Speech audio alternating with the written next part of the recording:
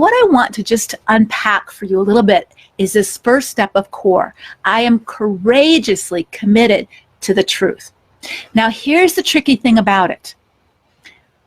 We don't usually stop to evaluate our thoughts, to ask ourselves whether or not we're thinking truthfully. We just sort of think because we think it, it must be true.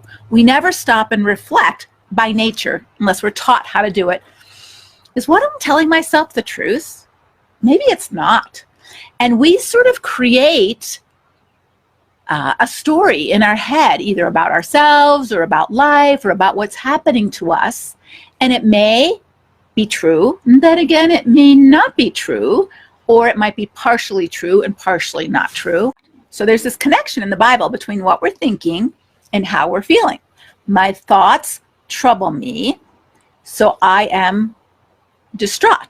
So God has created this head, heart, body connection. And so one important truth for you need to understand is when you're starting to feel distraught, whether it's because of your circumstances or just because you're thinking certain things. So when we have thoughts, whether they're true or not, if we believe those thoughts, if I believe someone is trying to break into my house, whether they're trying to break into my house or not, if I think it and I believe it, I'm going to feel it. But even when you know it's not true, like let's say you're watching a scary movie and you're meditating on that movie and you're starting to get distraught because your mind is thinking on that, what happens?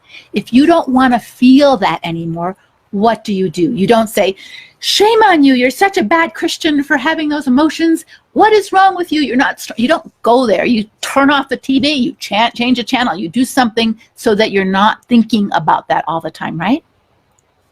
And so not only are we to understand that my thoughts trouble me and I am distraught, but that we are to take charge of our thoughts, all right? Take every thought captive to the obedience of Christ, the Bible says. Whatsoever things are true and good and right, let your mind dwell on these things. Guard your heart, your mind, your thought life, for it is the wellspring of life. And so in this first step of core, so often when you're so upset inside and you're so angry at your spouse and you're so distraught with life, you're trying to feel better and you do some things that may make things worse by overreacting or drinking alcohol to self-soothe or taking medication taking medication to calm down or eating too much to feel better because you're trying to help yourself feel better, but you're not really dealing with the lies inside your own head or the thoughts that might be true. Like, my husband's hurting us, hurting our family. I've got to deal with that truth because my fear is appropriate to the truth of the situation. Sometimes our feelings do lie to us because they're based on a bigger lie inside of here. And it's not just the lies that your church leaders tell you or your parents told you or your husband tells you. The worst lies are going to be the lies, and the strongest lies are going to be the lies that you tell your own self.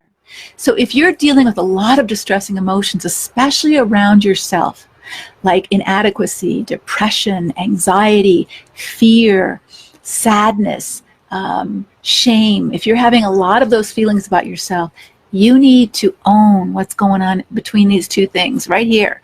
Because in your head, you're believing a lot of lies. And so when God tells us not to think positively, he doesn't say think negatively, he says think truthfully. Whatever things are true.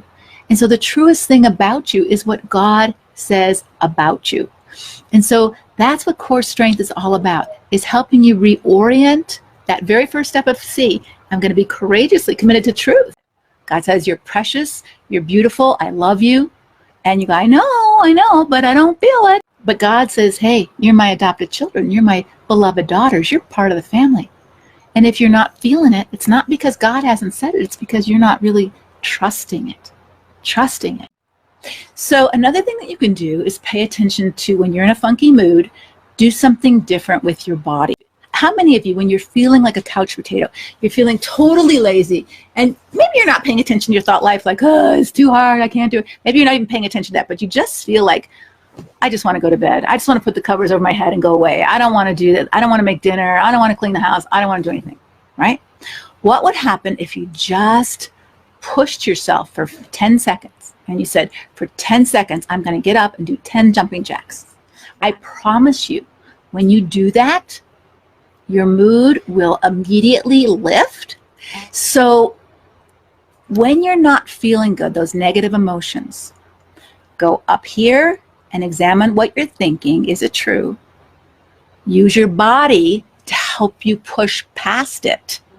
Proverbs 3, 5, and 6 says, trust in the Lord with all your what? Heart and mind. Don't lean on your own understanding of things.